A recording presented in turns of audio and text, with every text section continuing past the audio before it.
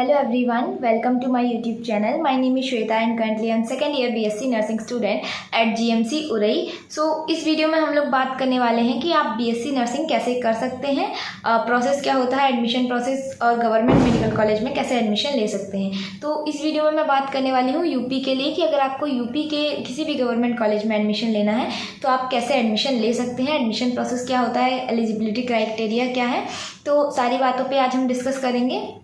तो चलिए वीडियो को शुरू करते हैं. तो सबसे पहले यूपी के किसी भी गवर्नमेंट कॉलेज में एडमिशन लेने के लिए आपको एक काम होता है सीनेट के नाम से, कॉमन नर्सिंग एंट्रेंस टेस्ट, जो कि अटल बिहारी वाजपेयी यूनिवर्सिटी इस फॉर्म को रिलीज़ करती है और इस फॉर्म को कंडक्ट करवाती है. ठीक है. और ये आपका जो फॉर्म होता है ये आपका अप्रैल या मई के बीच में आता है या फिर कभी कभी मई में आ सकता है. तो उस टाइम पे आपका फॉर्म आता है, फॉर्म फिलिंग होती है और आपका जो एग्ज़ाम होता है वो जून में होता है. जून में एग्ज़ाम होता है, उसके बाद आपकी एक जून में और जुलाई में काउंसलिंग चलती है, उसके बाद अगस्त से आपकी क्लासेस स्टार्ट हो जाती हैं. ठीक है. तो ये तो हो गया फॉर्म का. एंड जो फॉर्म की फ़ीस होती है वो कैटेगरी वाइज अलग अलग होती है. जैसे कि अगर आप SC ST या फिर PWD कैंडिडेट हैं तो उनके लिए फ़ीस जो होती है वो 2400 होती है. ये मैं इस ईयर का यानी कि 2024 में जो एग्ज़ाम हुआ था उसके अकॉर्डिंग बता रही हूँ और ये थोड़ा कम ज़्यादा हो सकती है. ठीक है. अगर आप नेक्स्ट ईयर के लिए प्रिपरेशन कर रहे हैं तो. ठीक है. OBC और जनरल हैं तो उनके लिए फ़ीस जो होती है वो 3000 होती है.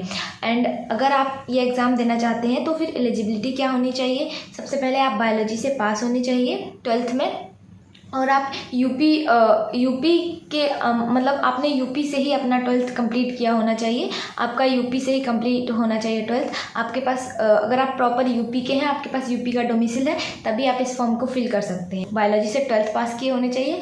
एंड आपकी जो 12th में जो आपकी परसेंटेज होती है, अगर आप OBC या फिर जनरल में हैं तो आपकी जो परसेंटेज है वो 45% से एबव होनी चाहिए. और अगर आप SC में आते हैं तो आपकी परसेंटेज SC ST के अगर आप इनमें से किसी में आते हैं तो आपकी जो परसेंटेज है वो 45% से ऊपर होनी चाहिए. सॉरी 40% से. 45 जो होता है वो OBC और जनरल के लिए होता है. ठीक है. और ये जो फॉर्म होता है ये गर्ल्स और बॉयज़ दोनों लोग फिल कर सकते हैं, दोनों लोग BSc नर्सिंग कर सकते हैं. ठीक है. कोई इशू नहीं है कि आप लड़के हैं या लड़की है, नो मैटर, आप कर सकते हैं. सो अभी मैंने आपको दो चीज़ें एक्सप्लेन की हैं. नंबर 1 फॉर्म के बारे में एंड दूसरा एलिजिबिलिटी क्राइटेरिया के बारे में. अब हम बात करते हैं कि आपका जो पेपर होता है तो उसका पेपर पैटर्न क्या होता है. और भी एग्ज़ाम को देने से पहले आपको पेपर पैटर्न के बारे में तो पता ही होना चाहिए, जिससे कि आपको एक आइडिया लग सके कि पेपर कैसा आएगा. तो ये जो आपका एंट्रेंस एग्ज़ाम होता है सीनेट वो 200 मार्क्स का, वो हिंदी और इंग्लिश दोनों लैंग्वेज में होता है. तो आपको उतनी ज़्यादा प्रॉब्लम नहीं होगी. अभी क्या है, पहले क्या था कि पेपर केवल इंग्लिश में आता था और हिंदी मीडियम स्टूडेंट्स को काफ़ी ज़्यादा प्रॉब्लम होती थी. लेकिन अभी पेपर हिंदी और इंग्लिश दोनों मीडियम में आ रहा है. तो आप जिस मीडियम में मतलब जिस लैंग्वेज में कंफर्टेबल हैं आप उस लैंग्वेज में एग्ज़ाम दे सकते हैं, उस लैंग्वेज में तैयारी कर सकते हैं. 100 मार्क्स का होता है जिसमें आपके 5 सब्जेक्ट आते हैं. सबसे पहले physics, chemistry, biology, nursing aptitude और इंग्लिश. और ये जो पांचों सब्जेक्ट हैं वो आपके 40 मार्क्स के आते हैं. और सबसे अच्छी बात जो होती है एंट्रेंस एग्ज़ाम की कि इसमें नेगेटिव मार्किंग नहीं है. मतलब आपको अगर क्वेश्चन नहीं आ रहे हैं तो आप अपने मन से भी ट्राई कर सकते हैं, मे बी सही हो या गलत हो, लेकिन उस पर आपका मार्क्स नहीं कटेगा. ठीक है. तो ये एक अच्छी चीज़ है. एंड सिलेबस के बारे में अगर हम बात करें तो जो PCB है आपका यानी कि फिजिक्स, केमिस्ट्री, बायोलॉजी, तो ये आपका 12th के लेवल का ही आता है. 11th और 12th दोनों से आता है. लेकिन अगर आप 12th और 11th को कंपेयर करेंगे तो 11th का पोर्शन थोड़ा कम आता है, 12th का पोर्शन थोड़ा ज़्यादा आता है बस. और आता यही है आपका जो NCERT सिलेबस है 11th और 12th का, तो वही आता है फिजिक्स, केमिस्ट्री और बायोलॉजी के लिए. अब बात करते हैं इंग्लिश में. तो इंग्लिश में भी आपका जो 12th का ग्रामर होता है बस वही आता है. इंग्लिश में कुछ अलग से नहीं आता है. जो आपका 12th में ग्रामर आपने जितना भी पढ़ा है वही बेसिक लेवल का ग्रामर आता है. एंड नर्सिंग एप्टीट्यूड में आपको मोस्टली बायोलॉजी के जो एकदम जनरल क्वेश्चन होते हैं बायोलॉजी के वो पूछे जाते हैं और नर्सिंग का बेसिक पूछा जाता है. नर्सिंग के बहुत बेसिक से क्वेश्चन पूछे जाते हैं, जैसे कि GNM का फुल फॉर्म क्या होता है, ANM का फुल फॉर्म क्या होता है, नर्सिंग की फाउंडर कौन है. तो बस यही सब एकदम बेसिक लेवल के क्वेश्चंस पूछे जाते हैं.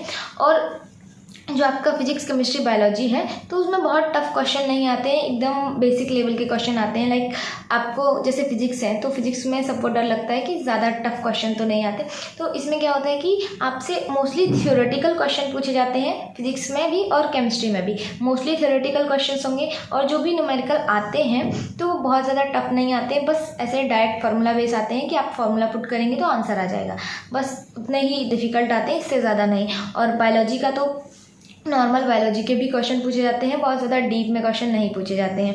और जो बायोलॉजी में काफ़ी क्वेश्चन जो होते हैं जो बहुत ज़्यादा डीप में होते हैं, या फिर मान लो जो बॉटनी के क्वेश्चंस होते हैं तो उस टाइप के ज़्यादा क्वेश्चंस नहीं आते हैं। ठीक है, तो ये हो गया आपका पेपर पैटर्न।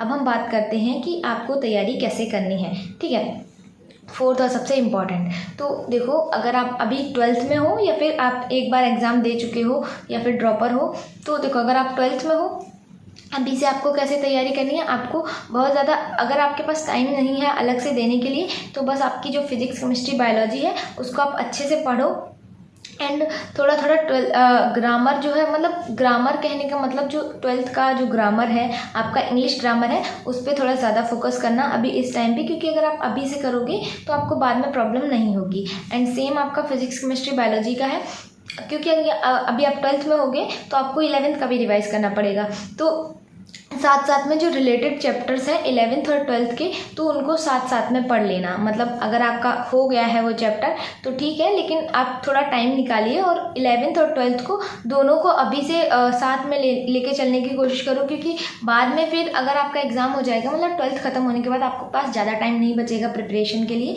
तो आप अभी से कर सकते हैं। एंड नर्सिंग एप्टीट्यूड का आप यूट्यूब से भी पढ़ सकते हैं और आप बुक भी ले सकते हैं।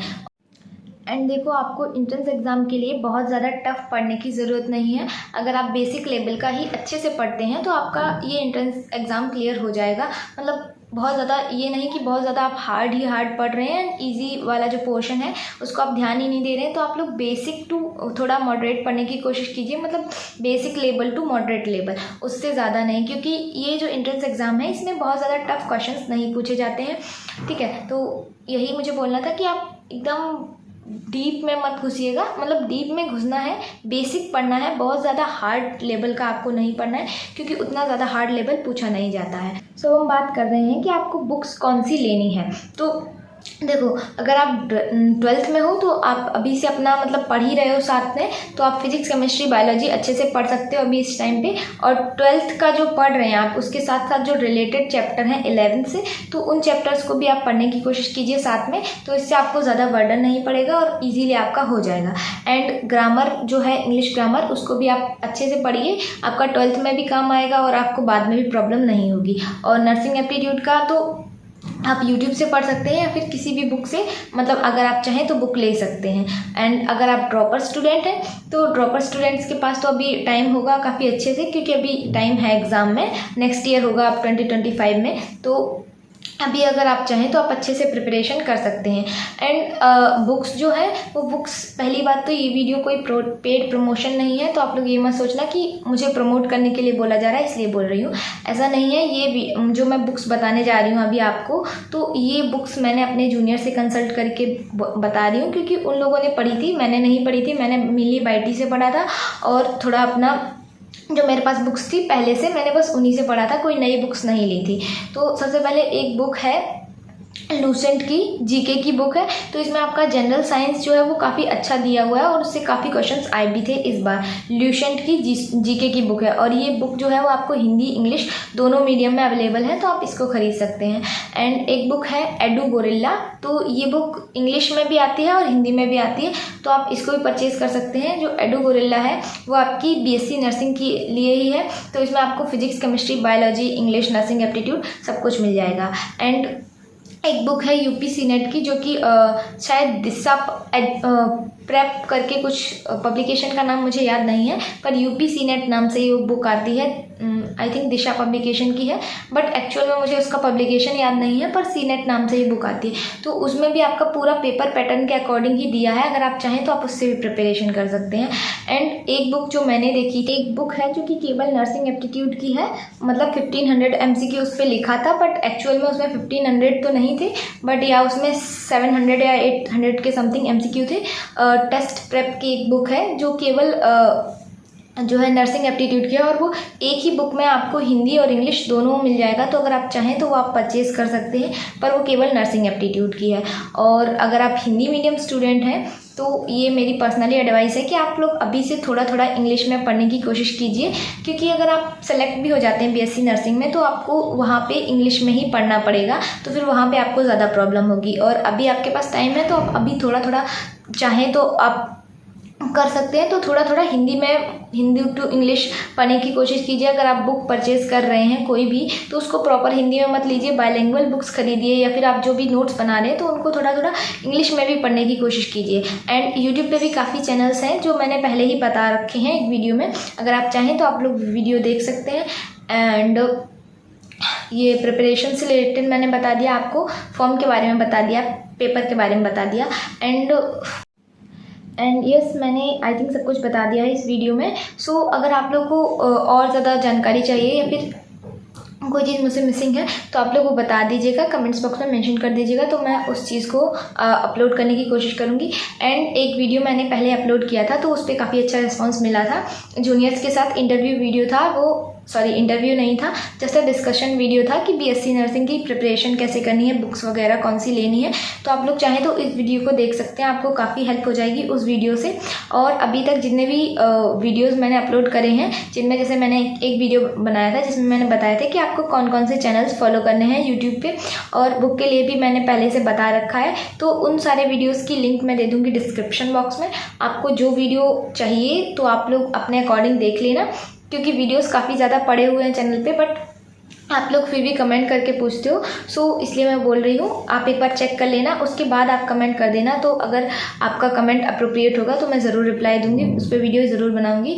मुझे एक चीज़ के बारे में आप लोगों से डिस्कस करना था कि अगर आप लोगों को चैनल पे कोई भी पढ़ाई से रिलेटेड स्ट्रेटेजी वीडियो चाहिए, या फिर आपको ब्लॉग टाइप का वीडियो चाहिए, या फिर आपको मोटिवेशनल वीडियो चाहिए, तो आप उस टाइप में मुझे बता सकते हैं कि आपको किस टाइप का वीडियो ज़्यादा पसंद है, तो मैं उस टाइप का वीडियो अपलोड करने की कोशिश करूँगी। क्योंकि मैं कंटेंट बना रही हूँ और आप लोगों को पसंद नहीं आ रहा, तो फिर उस टाइप का वीडियो बनाने का कोई मतलब नहीं है। सो प्लीज़ कमेंट में बताइए कि आपको किस टाइप का वीडियो चाहिए। आपको स्टडी से रिलेटेड चाहिए तो मैं फिर स्ट्रेटेजी वीडियो बना दूँगी। अगर आपको ब्लॉग देखना है मेडिकल कॉलेज का तो मैं फिर वो बना सकती हूँ। अगर आपको मोटिवेशनल वीडियो चाहिए तो वो तो मैं अपलोड कर ही रही हूँ। सो प्लीज़ बता देना कमेंट्स में कि आपको किस टाइप का वीडियो चाहिए। एंड अगर आपको ये वीडियो पसंद आए तो वीडियो को लाइक कर देना, चैनल पर नए हो तो सब्सक्राइब कर लो। Bye bye.